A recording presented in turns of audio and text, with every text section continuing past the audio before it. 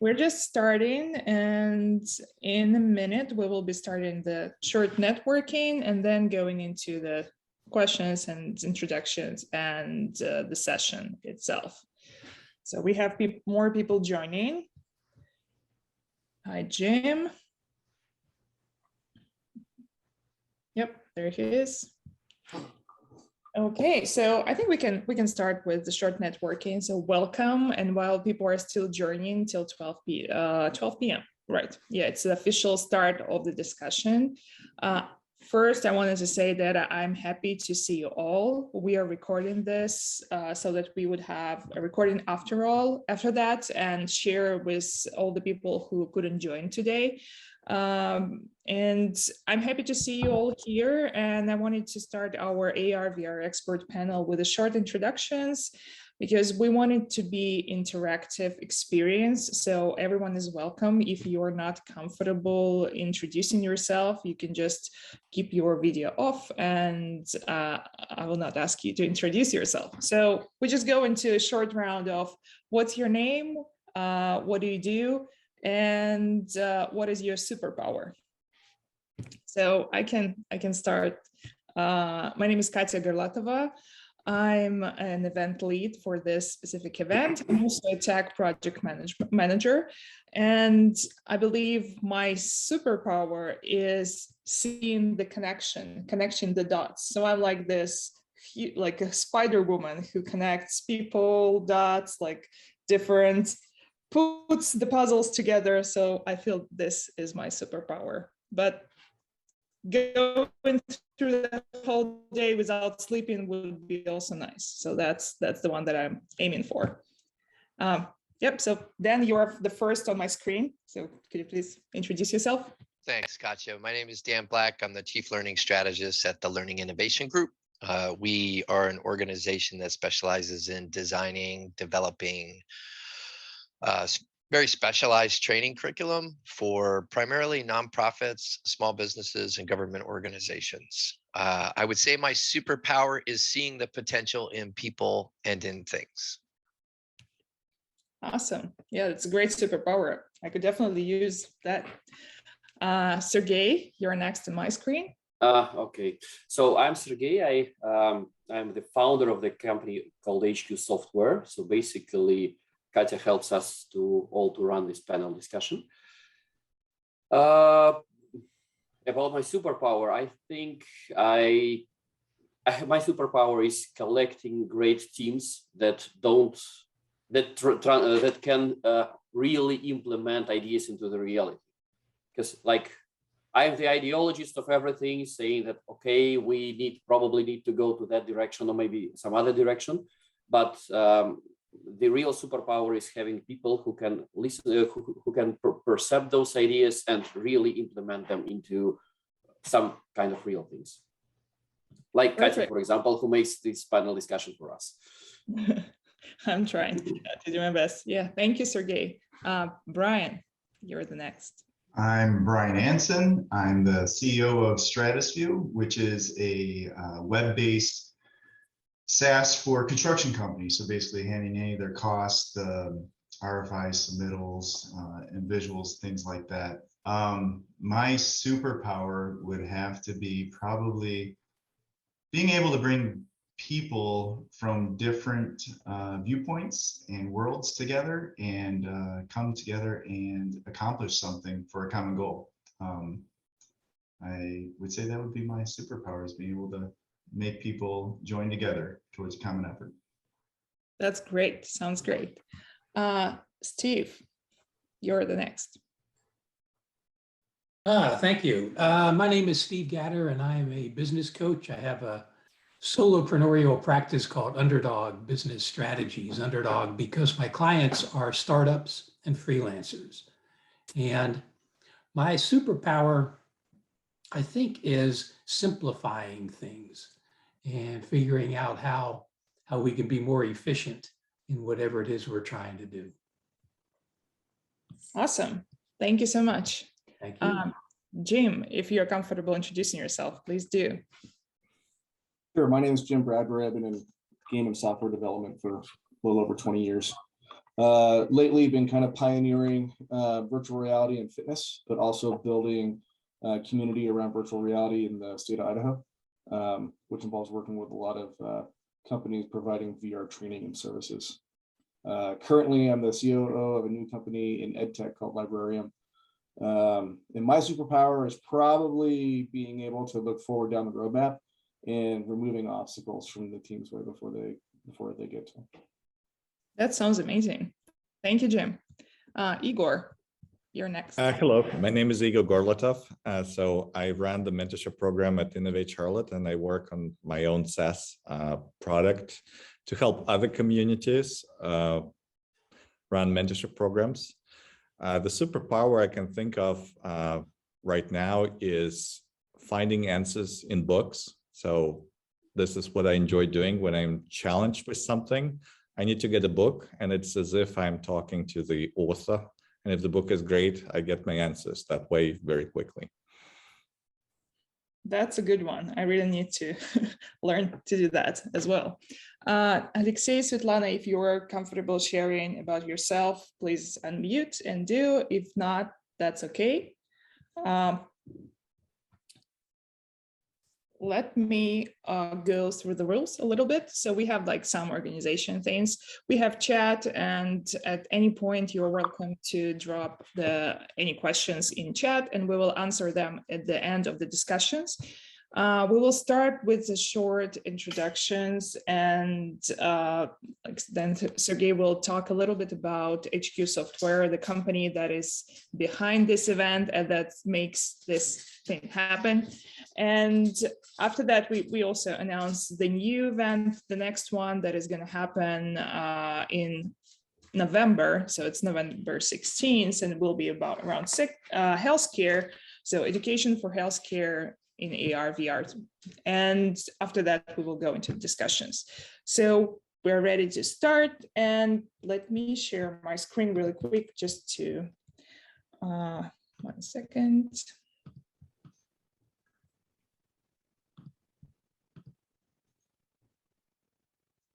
Okay, here we go. Can you see my screen okay? You should be able to see the short presentation.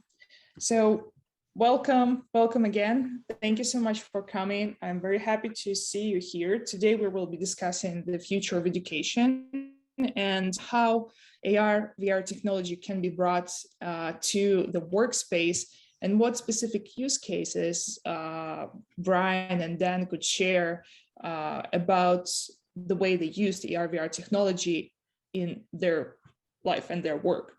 And so today's speakers are two amazing people, two amazing men, Brian Anson and Dan Black.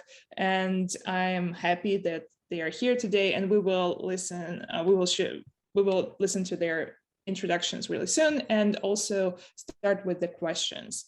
But before that, I wanted to introduce again Sergey Verdomatsky, and I wanted to ask him also to talk a little bit about HQSoftware and what was the reason behind like starting doing these events and promoting the AR/VR technology to other people who are interested in doing this, and why as well HQSoftware is working with AR/VR and pursuing AR/VR for education. Sergey, you're welcome to the stage. Yeah. Thank you for introducing me, Katya. And thank you everybody for coming to this panel discussion and joining the talk. So as for me, as Katya told already, I'm not running it. I founded this company about many years ago, about more than 15. Actually, Alexei Levyshev, who is here, is the guy who runs the company at the moment. And I work as an ideologist, strategist, and the guy who actually brings ideas into the stream. So what we do is actually custom software development.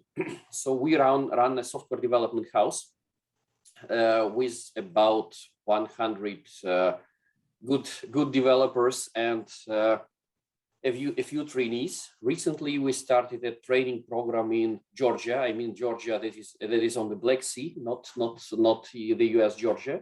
So we work closely with Georgian universities in order to invest our knowledge into the students and prepare more people for ourselves. That's one of our strategic innovations in the company. And as for which we are actually quite proud of, because I think that we will do a good job developing that country. I myself, I am located in the Eastern Europe, in Belarus in particular. As for the company, so as I said, we do custom software development, but at some point we approached just by chance, just eventually, the AR and VR topics. And I was really impressed with how this virtual stuff can change the way we really perceive things. Like, I always was a big fan of science fiction, like Gibson's stuff or whatever.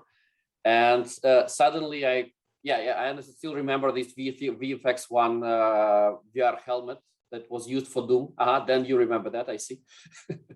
And suddenly we realized that stuff starts coming to life and technology becomes mature and hardware becomes ready for real implementation. And then I took my pilot course. And for sure, I used Microsoft Flight Simulator for training, which was not AR, not VR. It was similar to what actually was done by, one second.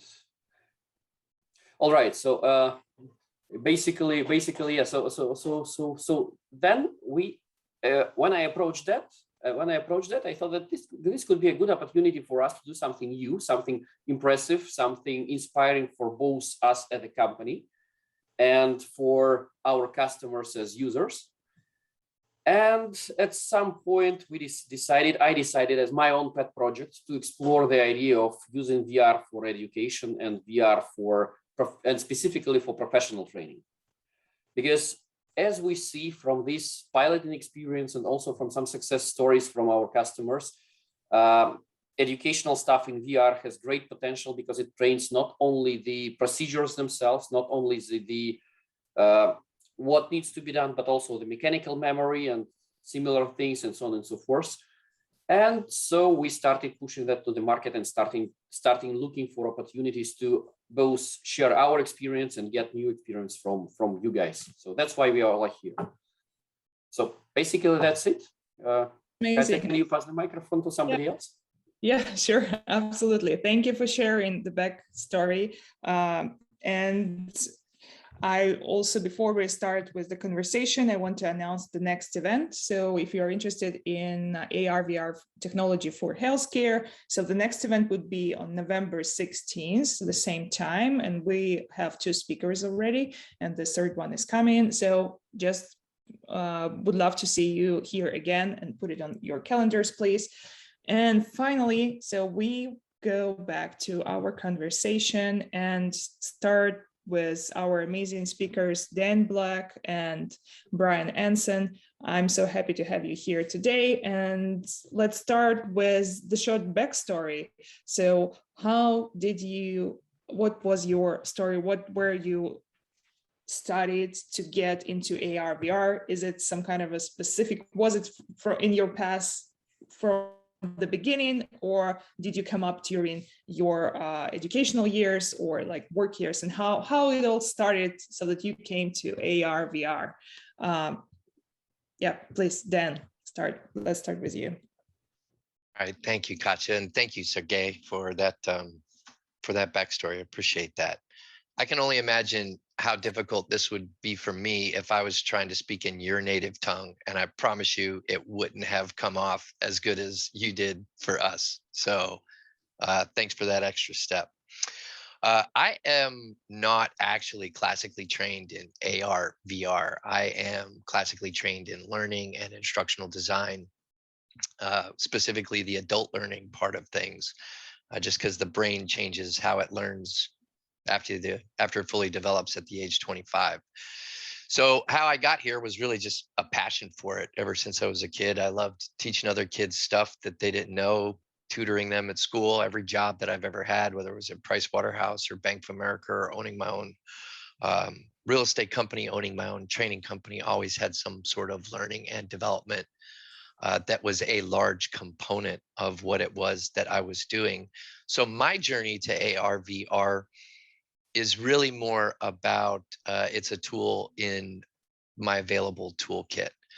There are some folks in the learning industry who, firmly believe that there's, live is the best type of instruction out there. And then there's research that shows you that e-learning is actually more effective than live training. So AR and VR are just advances in technology that are tools that I can take advantage of as we're finding solutions. If the timeline and the resources and the budget and the risk all warrant using that type of solution as the best vehicle to get information to a prospective learner, then knowing the capabilities and limitations of AR and VR are something that I need to be well versed at. So that's my journey specifically to AR/VR. Katys, is there anything else that you want me to expand upon? I think we will. I also wanted to ask Brian, how did he come up to using AR/VR technology? And I really like the idea about thinking about when specifically AR/VR technology is needed and you might take advantage of it. And we will definitely get back to that. But before that, I wanted to ask Brian to share a little bit of his backstory and how he got to using the technology and working with it. Thanks, Katya. Thank you for inviting me. I backed into it. My path is not straight, which I'm sure everybody's is. Went to school, graduated petroleum engineering, environmental engineering from Penn State, worked overseas in the oil field for about 3 years, came back, didn't know what I wanted to do, worked for a construction company out of Chicago because my sister worked there. And for the next 18 years, I was in construction. I was blessed with a project for the US Navy in the Great Lakes area, just north of Chicago. It was actually my first job as a project manager, and it was an immersive trainer. So every Navy seaman who goes through this becomes a sailor at that point. And so what is, it's an Arleigh Burke-class destroyer inside of a building. And then obviously there's a lot of training steps involved within that as well. But it's immersive being a touch, feel, shaking, smelling, everything like that for these trainees. So that's really where I started within the training environment. AR was definitely a part of it. Also, actually, the VR probably more than AR. But then from there, I went on and I worked for amusement parks. So for Universal, built Harry Potter in Hollywood, did some work on the Japan, started the Star Wars. And so that is not necessarily the training part, but definitely utilizing immersive VR within that experience for the person. And so always since that naval project have I had a kind of a little bit of a passion for augmented reality. And then I've always been a tech geek, so I taught myself programming along the way. And so that's where I am now. I'm with a tech company, and within construction, although very slow moving, we're incorporating like AR, VR in there everywhere. And I know we'll talk about that at the end, but so I'm constantly having to stay on top of what the new trends are within construction softwares and how that's being implemented in our industry and our vertical here. So I think you touched an amazing topic, because AR/VR technology and most of the professionals that I'm seeing now, they are not directly trained. So they either come from gaming industry or they come from different various additional industries and get into the AR/VR technology because this is something they can definitely benefit from. And this is like the future, especially with the pandemic hitting in a couple of last years. So talking about that, I wanted to touch the question about when do these solutions, AR/VR technology, actually make sense, and what types of training and what types of, I would say, companies can use it in the best way and benefit from this technology in the best way. Yeah, if we could discuss that part. Brian, you want to lead off there? Sure. Well, mine will definitely be coming from a construction point of view, obviously, but AR is going to be utilized for limiting high cost repairs when you're going to be walking around and seeing behind walls and ceilings, so you don't have to tear out complete walls to do repairs. VR would be on the front end. If you're in design and you really want to understand what that space looks like, you want to move a wall because you don't like it prior to that being built, that's the incorporation of VR. And then the immersive, obviously, for in construction is when you want to create an environment that is repetitive, has throughput, maybe touches on metrics that are intangible, like group effort, thought processes and stuff like that. So yeah, within construction, those would kind of be a broad sense of where each one of these solutions makes sense. Obviously, there's always cost and duration. Immersive is probably going to be your most expensive and longest duration to create. So, you have definitely technology, cost, schedule, all those, which is probably true for any industry.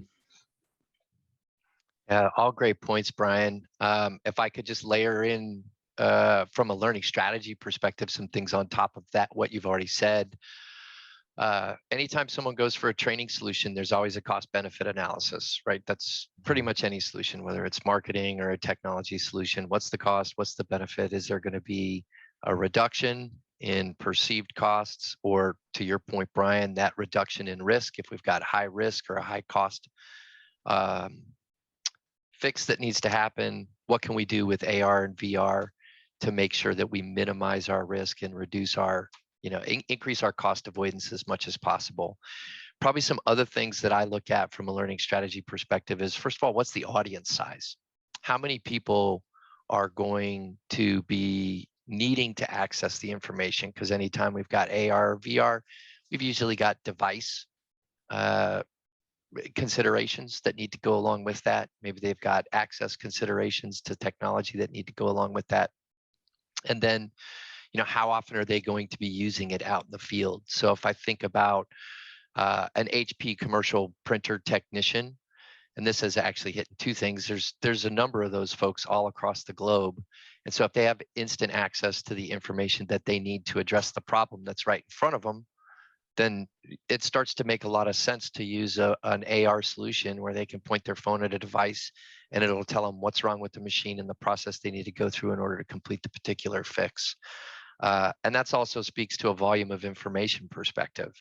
So if I have 360 different types of computers with 120 different potential fixes on them that happen regularly, as a technician, it may take me 15 years to become an expert. But if I have an AR solution, that combination of volume of audience and volume of information starts to make a highly technical, highly accessible solution make a lot of sense. The third component that we're typically evaluating is how often will the information change. Anytime we're looking into AR and VR, we're talking about technology. So Jim, Bradbury, I'm assuming being in your industry, right, what it takes when the client says, well, can we just move this button over here? And you go, ah, right? No, there's a lot more that goes into it. I'm not just dragging and dropping a button, right? Yeah. First question is why.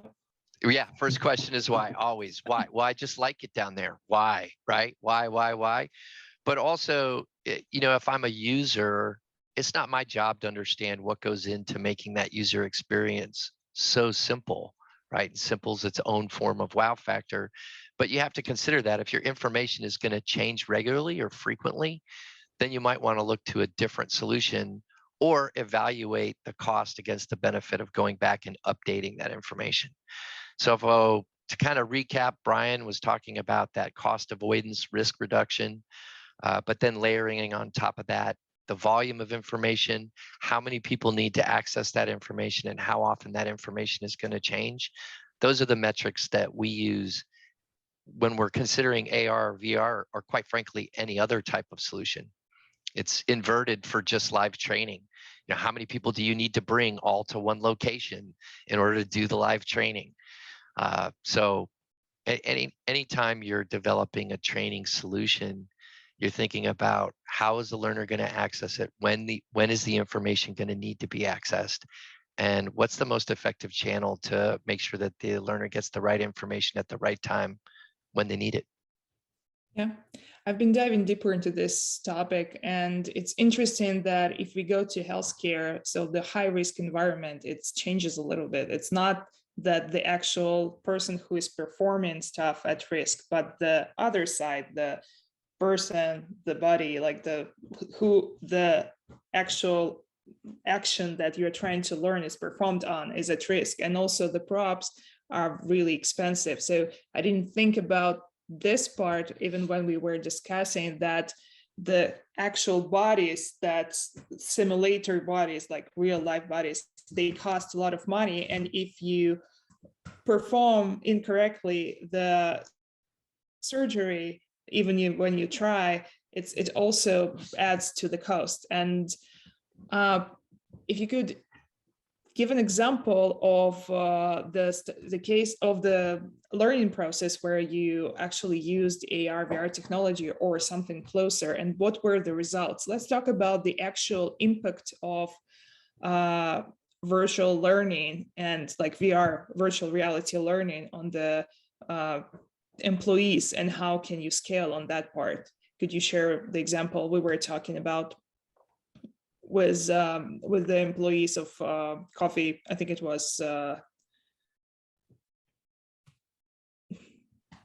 Are you talking to me or are you talking to Brian? Sorry. You. Sorry.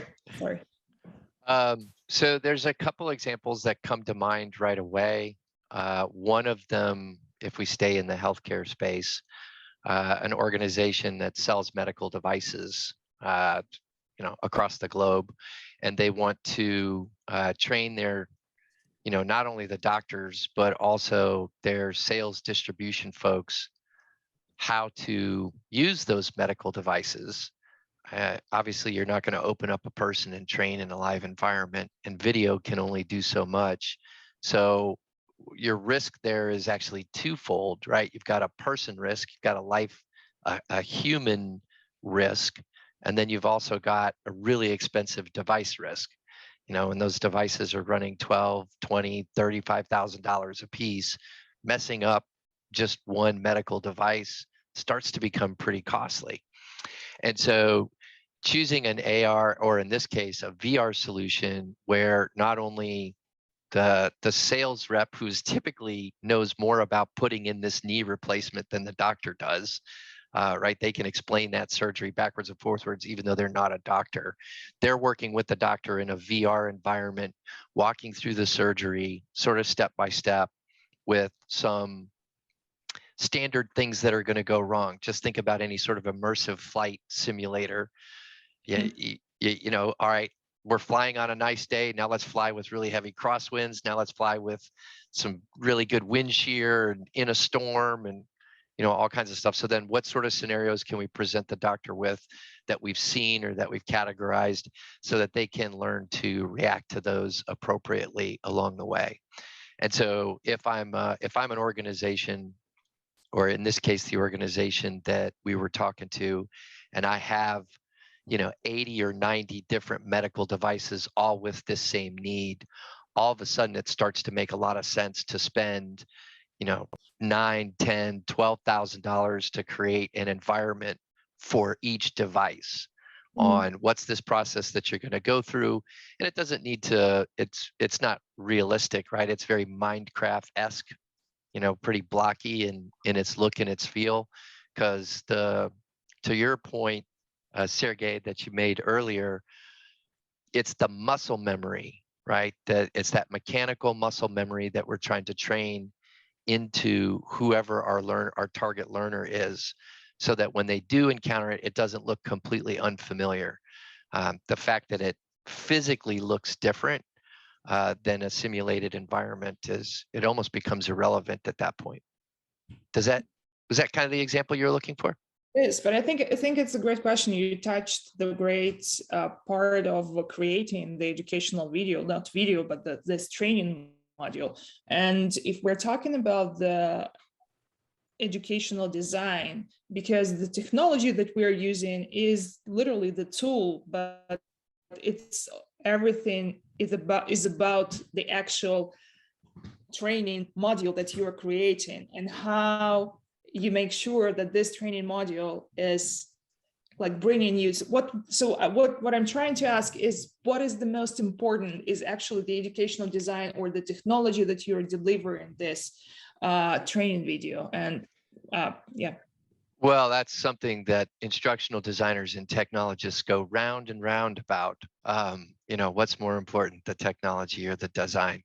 I tend to lean on, I've seen really great technology with bad design not do well. And I've seen really, really good design with very bad technology do well. So in my experience, it's the design that's really the most critical. And then the medium or the vehicle in which you're delivering the information is secondary. But I don't separate the two. The medium is part of the design.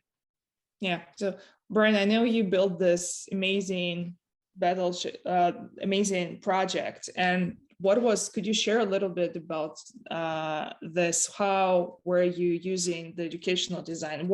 And the technology, like what went first and where you put more emphasis on?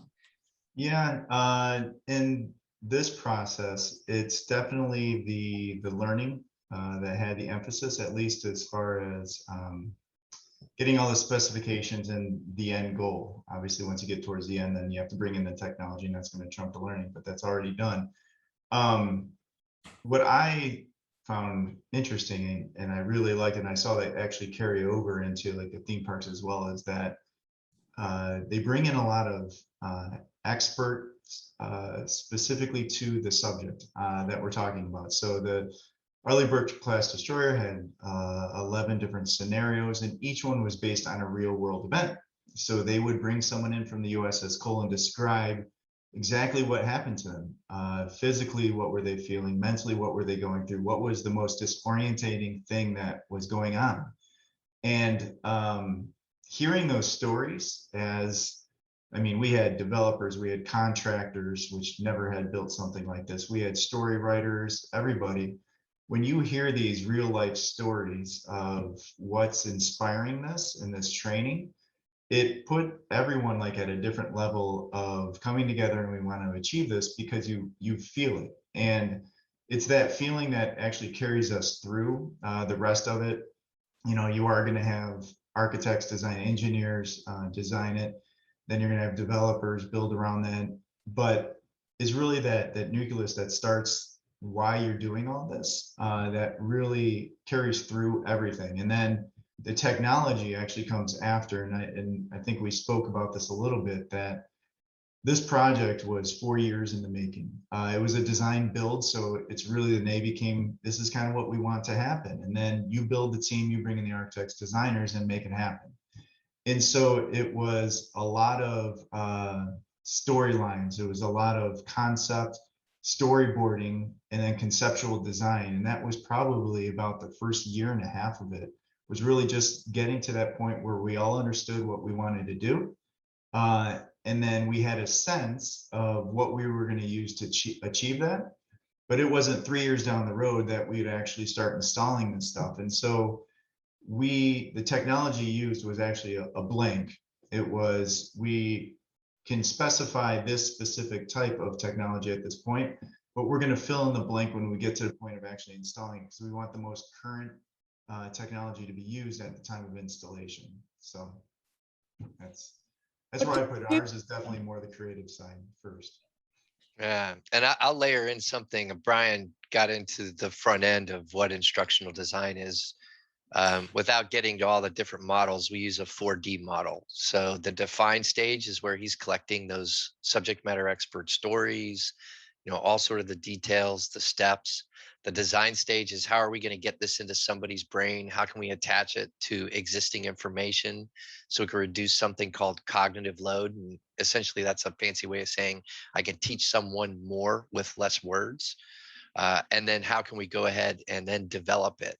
And so the define and the design stage become extremely critical in the process. And Brian just explained a fantastic example of that. And I think the timelines speak for themselves, right? 3 years working on define and design in our world, and then a year putting it together on a 4-year project. Yeah, I think what Brian, if you could share, what was the most, like, what part of this project helped you create this experience? So there was a lot of thinking about before, like you mentioned that you have like 12 scenarios that were based on real experiences of real people. But when you were going into this creation stage and using ARVR technology, what were the main points that helped you put these Navy sailors into the situation that happened before and really experience what was happening at that time? Right. So it was situational. So it all begins with the seamen who are on the lookout, right? So they're looking through their binoculars and they're looking for some type of threat. It's boring for the first 2 sets. They're just doing very mundane things that you have to do on a ship. It's I can't remember exactly when, but it was not until like an hour and a half that you actually start the scenarios happening. And the VRs are looking through the gap and they literally see a torpedo coming towards them. And so they're sounding the alarms and everybody's getting ready.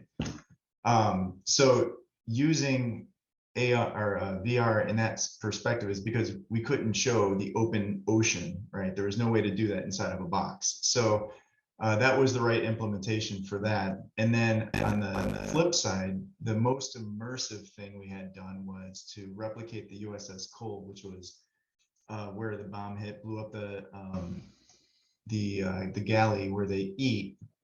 And so what we recreated was a room where you could actually see outside, wind was blowing through, you could see like the night moon. And there were, as you're saying, you know, the bodies, we actually had bodies where they had to hear them moaning. They go through and search through all the debris and find the living seamen and try to take them up the stairs to first aid and to the EMTs. And that reenactment was completely immersive. You smell the floors shook, there was blood, there was, you know, simulated blood, but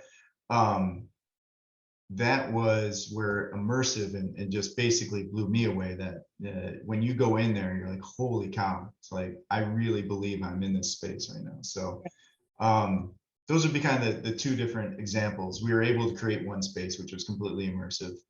And I actually don't believe it would have worked in any other way because you had to lift up the 130-pound person. So yeah, I don't know if that answered your question.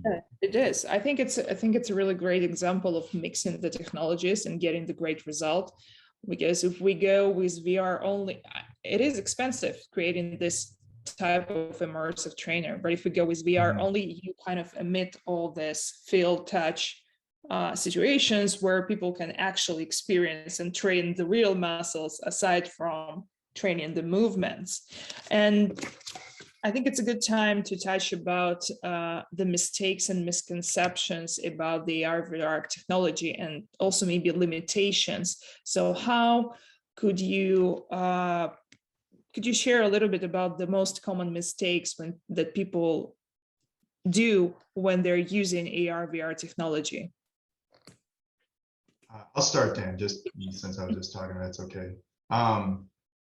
I would say the most common mistake is going into anything and knowing that you know what's going to work. You know, going through that process of listening and you know, being on teams of 100+ people where they're all experts and we all obviously have egos. Being able to listen was probably the hardest thing, and knowing that you have to have some humility walking into there and maybe you don't have the best ideas. Was probably the hardest thing and the biggest misconception, that since you've been training seamen for 20 years, that what you used to be doing is exactly what should be happening right now. whatever from a technology standpoint, the same thing. This is what I do. This has worked. It's awesome. And that's what we're going to implement. And just be able to have that, again, listen, humility, and accept that you don't know everything, and not speak when you don't know everything is probably the biggest misconception, I would say, is that a lot of people think they know a lot more than they do.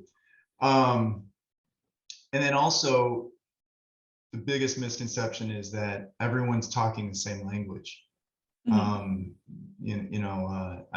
don't have a sample right off the top of my head, but if you say a word, it's going to mean something possibly different to me than to 3 people down, and especially when they come from different industries. The same word can be completely different in usage and intent. So really, the misconception is that we're already walking into an area and speaking about the same thing, and again, breaking down and feeling ignorant and saying, all right, I hear what you're saying. Is this what you intended to say? Because this is what I heard. And then really going through that dialogue to try to really understand that we're all trying to communicate the same thing. So those are probably the biggest things, I would say. And it's weird from a construction standpoint, but it's still the same stuff. Yeah, communication and asking questions are the main points, just to improve that. Dan, could you add to the misconceptions and mistakes? First, Brian, I think I have an example. When you and I say the word football, we mean one thing, and I'm guessing there's some people on this call that mean something completely different as soon as they hear that word, right? There you go. Right. Yeah. That it's a great point, and I think, Brian, you touch on something that the learning industry is not good at. We have our own lingo, just like I'm sure you do in the construction industry, and certain words mean certain things. And I think the default way, maybe, I don't know if this is your experience, Brian, is folks come into a room and kind of want to demonstrate how good they are in their environment versus try to learn what everyone else needs.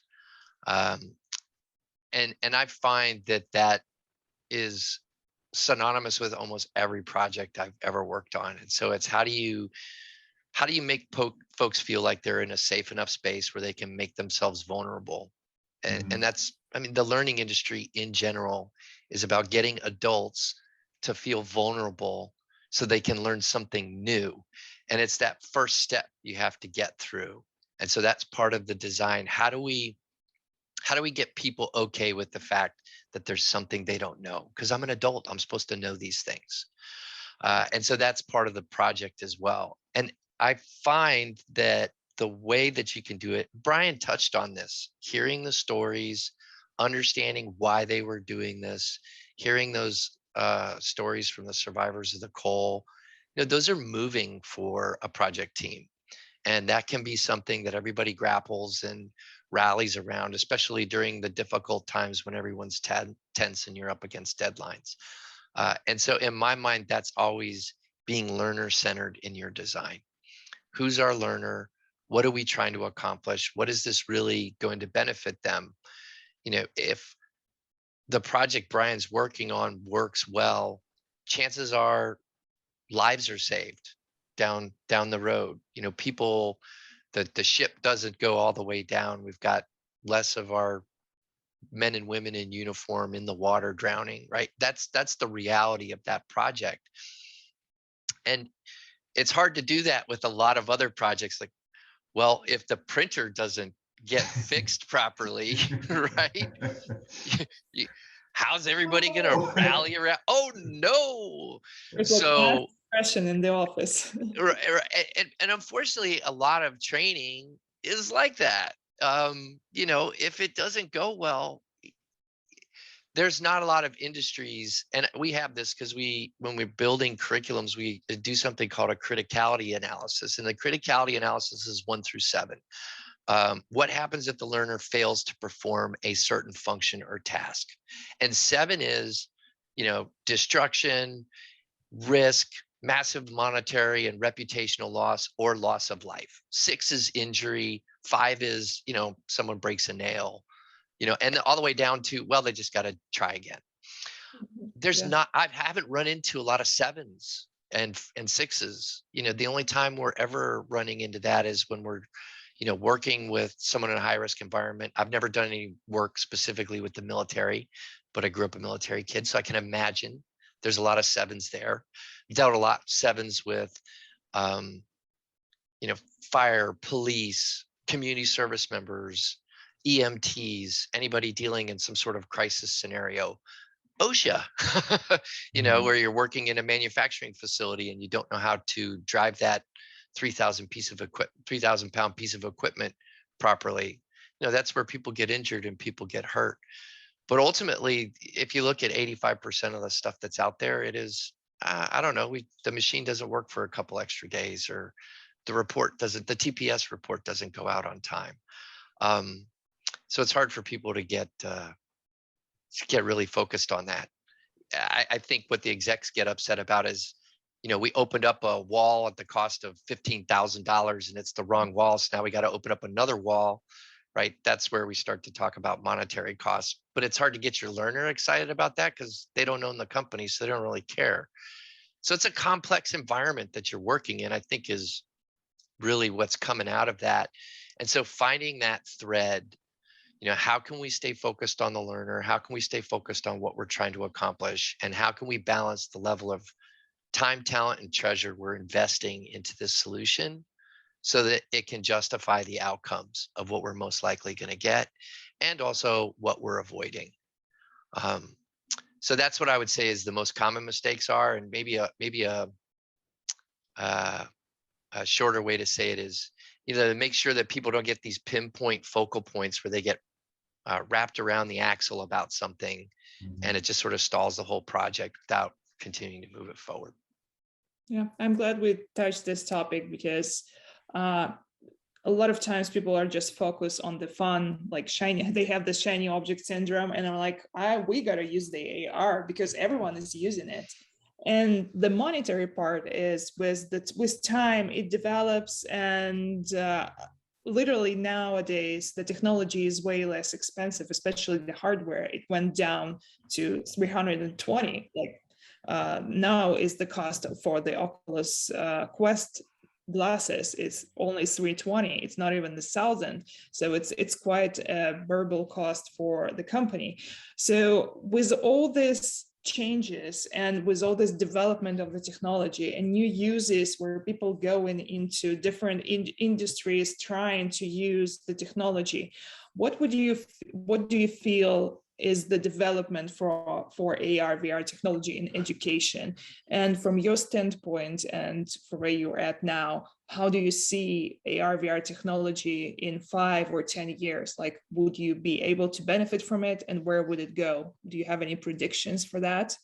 And whoever is comfortable to go first, Brian or Dan. Brian, I'll lead off on that because I'm excited about this new thing I just found. My son is a sophomore in high school, and so he's in AP Math 2 and having a challenge. And I made it all the way to Calculus 3, but I haven't used that skill set for at least 20 years since I stopped in computer science. So he comes home and he's needing to do quadratic equations with imaginary numbers. And it's been a long time since I've looked at a quadratic. Thank you, Steve. I appreciate that. Right. So I'm out on YouTube. Quadratic equation. I'm trying to learn all this stuff again so I can help him with his homework. And sure enough, it's bubbling back. Oh yeah. Now I remember why I hated this particular math class, because I didn't even see the point in this math. And then I ran across Photomath. So it's an app that you can download for $1.99, and you can take a picture of the equation and it will solve the equation for you. I'm writing that down right now. Photomath, right? So here you go. Some geniuses got together and said, listen, math is just algorithms. And now we've got the visual recognition technology to where if you write it clear enough, I'll be able to see the equation, and it works it all out for you step by step on how to go through it until I know, Steve.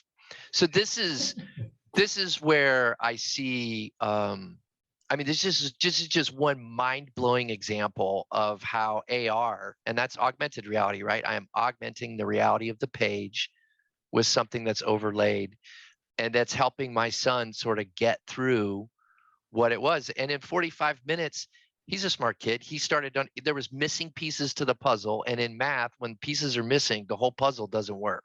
You can't even slightly tell whether it's right or wrong, right? He starts to figure out what his missing pieces are. Two imaginary numbers actually equal negative I, in case anybody wants to know. Or I squared equals a negative number, right? That sort of thing. But he starts to figure out, and now he's on his own. And he's like, Dad, can I download PhotoMath? I said, no, you cannot, because you have a phone, you're not allowed to cheat.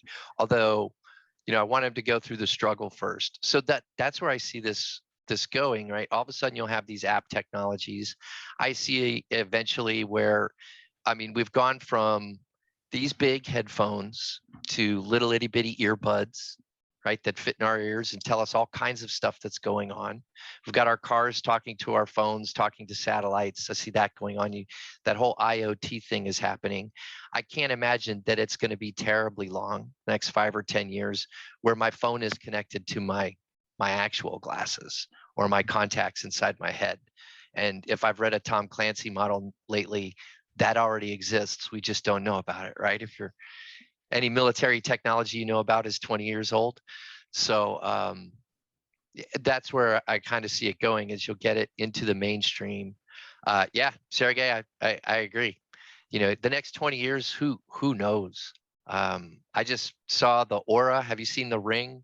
Yes. That now, monitors.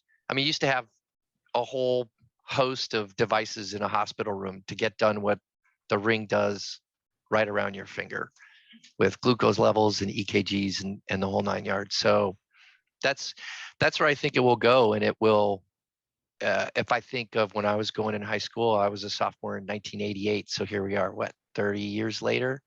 And it was chalkboard. Whiteboards were expensive back then. So we had chalk. And now my son can grab an app, take a picture of it with his phone, and for $1.99, and it'll walk him through the solution. Yeah, And I suspect that same progression. Thank you. Yeah, they have smart boards now. No school. I haven't seen a chalkboard in a while. I should say. I should in the school. Yeah. Brian, could you share your predictions from the future? What are we looking at? Yeah. So construction is slow. I will say that. VR. The past 3D design has actually been around within construction for a while. The adoption, I would say, is finally there, that it's fairly commonplace within commercial, home, anything really, within the past 5 years for sure. The future within VR, I see within construction, and these are all things that, I need to stay up on, is real-time change orders. So if you are an owner, being able to move walls, it's connecting your 3D model to your schedule, making it a 4D model and then you can move something, and that cost, since it's all built into the metadata of that specific wall, will tell you exactly real time, well, I want to put a window in, just knock out that wall, there's your deduction, here's your add for the window, and you can see, is this right for me? So that's definitely going to become a part of it. You have that in commercial buildings somewhat already. AR is probably where I see the biggest jump. Definitely not widely accepted. Probably in the last 2-3 years, we've had some, when you go to any of these conferences, there'll be somebody that's speaking about their technology. Certainly not widely accepted at all. But where I would see that going, I kind of alluded to it earlier, is basically wearing glasses or something of such, and you're able to walk around a building and actually see the layout of the walls. So when you're laying down your bottom track and your top track to build your wall, you just look up, you look down, and there you are, you can see, and you start laying it out per that. So you actually are on the drawing versus being able to see if you missed the drawing. So I think that is definitely near future. And then being able to take point clouds. I love the idea of point clouds, or even photo reality, taking pictures and having computers build out a 3D model off of that. Being able to see behind walls through the concrete based off of reality, not where you think it's something is. So you no longer have to scan, you don't have to cut out a piece of a section that you just, again, through augmented reality, you just overlay this 3D model of what was behind the wall prior to putting the wall up, and you can see, oh, there are all main lines of the water and the electrical. So I do not want to throw a sawzall through that. So that's definitely where the future is going to be. You know, the rework is probably the most painful and definitely the most expensive thing within construction. So that'll probably hit, and when it hits, it's going to come quick. And then you'll hear a lot about living, breathing buildings. That's like kind of a new catch thing going on, especially in commercial building. Basically, having the models updated as you're building. So as I submit things to be built, as I'm building things, you have a model that's working, and then when it's turned over to operations, someone walks into a room and they do work on an air conditioner. That model is updated, so the owner, the operator, they know what their future expenses are going to be, because they can see that these 3 things have already been replaced, and they can see the model that it was replaced with when that was. And so without having someone to actually go and physically staple a new warranty or a new sheet on top of an old as-built, and then those get lost, you have this reference, which will be real world. You can VR walk through it or AR walk through the real site and actually see it on top of the real building. So I think that's where construction is going. Immersive is still awesome. I totally believe in it for high risk, life-threatening situations, first response, and then obviously amusement theme parks is obviously a really good thing to have that part of it as well. So incorporating, I think, augmented reality into theme parks will be awesome. The safety factor, you know, there's nothing more abusive to the world than people. And so that's really what theme parks really think about, is the throughput and how much abuse that's going to get. So augmented reality, people running into walls, running into each other, there's a lot of risk involved in that. And so when someone figures that out, and you know, those safety protocols can be put into place where it's safely, you're going to be able to run through Harry Potter and chase somebody down. That will be pretty exciting, I think, for a lot of people. So it definitely will. I will be the first one in line to do that. yeah. There's probably one other trend, I think, from an education perspective, I could layer in on top of all those great things. And you're so right, Brian. I just think about when Pokemon Go first came out and people were just walking out into streets. Yeah. And when I taught my kids, it was, okay, we're going to go play Pokemon Go. Phones down when you're crossing the street, you know. It's the adaptive component and the predictive component of it. As processing, and we're already on this trend of how AI is treating data differently, and learning is really a complex data set. So presenting learners with the information that they need based on where they're at in their learning journey and what they need to accomplish. One of the biggest challenges with the adult learning space is, if I have a class of 30 people, I've got a class of 30 people. 30 individuals with 30 different lived experiences and 30 different levels of expertise. There is no way I can build something that's going to resonate with all of them all of the time. And so using AR and VR and immersive technologies, I think blended is always best. It's going to be about assessing where the learner is at, either based on their record, like the living building, what's been done to you, what do you need to do, what do we need to do to you to get you to what you need to do. So it'll be asking, right now that's just emerging, where I'm asking a learner where they're at in their journey through some sort of very quick, almost non-perceptible assessment, and then serving up information to them that's going to get them to where they need to go, so that I'm maximizing their time in the learning space and minimizing the time it takes to, on an e-learning lesson, if I have 30 minutes of content, I may know 10, 20, or 25 minutes of it. So that would be the one thing I would layer in on top. Katya, I know we're coming close to time, but Dan, could I ask you something? Is there a life cycle or some time that you need to come back to what your training or the output is? Because with all of this, the Facebook's going through a big thing that you're only presented with what they want to present you with, right? And so it's the same in training. So you haven't something that you're objective, and then 5 years down the road, it's probably not the right objective anymore. Might be, might not be. What's that reevaluation period? Is it? I'm sure it's not standard, but I guess that's my only worry about this whole computer dependent learning experience, is that you're only going to get what the developer said you should get. That's right. Yeah, that algorithm for AI and how we're training it is a big discussion right now. So the learning curve, when you need reinforcement, when you need to revisit it, is highly dependent upon the content, of course.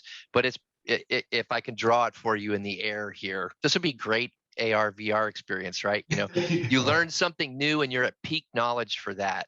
And then within a week or two, if you're not using it, it degrades significantly, up to 80%. You know, depending on how well it's been designed, how well you've attached it to, you've moved it from short-term to long-term memory, but it's going to degrade a whole bunch. So that's where something called performance support comes into play. That's what AR and VR are really good for. It is, I learned this once, but now I need to apply it for the first time in the field, and maybe I learned it 30 days ago. I can't voluntarily recall it, but I can give you triggers that's going to link to a whole bunch of other information that you didn't know you knew. Yeah. And that's performance support. And so how can we continually reinforce that? And, you know, just like a language, if you don't use it, it atrophies over time. At one point I could get through Germany and have a conversation and all by myself. And now I can kind of understand, and I mean, I get a beer and ask where the bathroom is, but for the rest of it's gone, right? Yeah.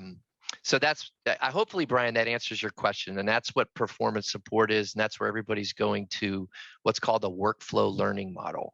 Okay. How, if I'm in a professional environment, what do I need to teach you that's new? What do I need to teach you when something changes or updated? What do I need to teach you when something goes wrong? And what information do I need to give you when you're trying to apply what you learned new for the very first time? And is that a business model for you guys? Like, I guess, you know, I'm a SaaS, so we want to monthly just keep the revenue going, but is that something that's built in? Like, we're going to train you, we're going to develop your training, we're going to train you, and then we really should come back in 6 months, 1 year, 2 years, and evaluate what the results are based off of what we thought they were going to be? Yeah, for other learning development companies, yeah, it is part of their business model, especially if they have a technology solution. Yeah. That sort of recurring revenue model is sort of built into any learning management system or e-learning or video-based training solution, without question. And certainly performance support folks as well. We're kind of on the front end of just design and development right now. Mm-hmm. So we don't do a lot of the performance management, is the industrial term for that. We help you manage and improve your performance downstream. That would be a guy like Steve Gatter, who has folks, and he's doing one-on-one, but that's what the model would look like. I have access to a database of information that I can go get anytime. All right, we softly moved into Q&A, and like Brian, thank you for starting it. And I think we have a time for maybe 2 more questions, and then we will be closing down at 1 p.m. strictly. So yeah, I know Igor had the question. Yeah, I always have questions. We had a discussion with a friend of mine who is curious about some medical procedures that require people like sitting in one place when they are receiving a procedure. He was curious to explore whether it's possible to use like the headset, for example, to create some experience in doctor's office while the patient is undergoing the procedure. So I was wondering what your thoughts were on this approach. Has anyone tried or done it to use virtual reality in this way? Sergey, maybe you have. Well, it's a good question, actually. So what I understood from your question, Igor, is that you mean that we need to help patients, let's say, not get bored, and on the other point of view, just drive their attention from the probably unpleasant procedures that they are receiving by using AR, right? Yeah. VR, actually, VR. So taking them out of this unpleasant doctor space. I have not seen similar experiences. I have not seen similar applications of VR. However, we have seen quite a pack of different entertainment applications and entertainment ways of usage, starting with a VR cinema, which was run on a pretty old devices, which were cell phone based, like 3 or 4 years ago, and they worked quite okay, at least for the first couple. For the first 5 or 6 hours, I tried watching movies inside VR or playing inside VR rooms. It worked well for me. After that, I got used to that, so it didn't get that wow effect anymore. But still, yeah, that can work. The possible side effect is that when you are in VR, your vestibular system gets distracted a little bit, or might get distracted, because what the picture you see differs from what your body actually feels. So this happens when you got motion sick on the yacht, for example. So if we can somehow trace this side effect, also, if we can isolate this side effect, then we can do whatever we want to do. We can put them into a forest and make them listen to the birds and relax in this VR room while the medical procedures are being done. So basically, that's what we need to do. And from the technology point of view, it's pretty simple stuff. We just need a, I don't know, top-notch helmet that will give us super realistic impression around. And yeah, and that will work. Yeah, I think it's a great point. I also came up to recently discovered this app in VR, which is literally made for yoga and meditation. And it prevents you from looking around. So there is literally nothing. There is just sunbeams coming in. So you inhale, it's coming inside your mouth. Your exhale, it's coming outside. So they are directing you how to breathe, what to see. So this is also maybe a particular way of using ARVR for relaxation. Yeah. So Dan, you also had a thoughts about it. Well, Igor, I would just say check out Jeff Dietz, Dietz, his TED Talk on how he changed the environment for his the machine you have to go in, MRI machine. Built this really great, amazing MRI machine for kids, but then realized 93% of the kids had to be sedated to go into the environment because it was so terrifying for them. And so the answer is, I'm sure there is, because there's already been a number of use cases where they changed the MRI environment into, a pirate ship where they were walking the plank and then there was a whole story, just like Brian was talking about. There's a story involved. They designed it with the kids in mind. And so all of a sudden the MRI room became less of a thing out of a really terrible science fiction novel that was terrifying to, a 3rd, 4th, or 5th grader, and more about a playroom. And it doesn't matter how many adults act like adults. We're all just big kids. If you put us in an experience that we enjoy, we will get distracted from whatever we're not there for. Doug Dietz. Thanks, Brian. Yeah, that's great. Thank you. Thank you, Dan. Thank you, Brian. And thank you, everyone, for staying with us for this whole hour. We will definitely have the recording if someone wants to kind of someone missed it, and share it with the audience. And I want to thank you for all your sharing your experiences and sharing your thoughts. I think it's really valuable to hear from the real people what is happening in the industry and how exactly they are utilizing the technology nowadays and what their thoughts are. So, yep, we have 2 more minutes, and I think those are great minutes to use for your own time. So thank you very much, and have a great day, and see you at our next event, which will be on November 16th. And we will talk about AR/VR technology for healthcare providers. Yeah, so thank you very much. Thank you. Bye-bye. Nice job, Dan. Nice job, Brian. Thanks very much. Yeah, thank you, Steve, for coming. My pleasure. Thank you. Thank you.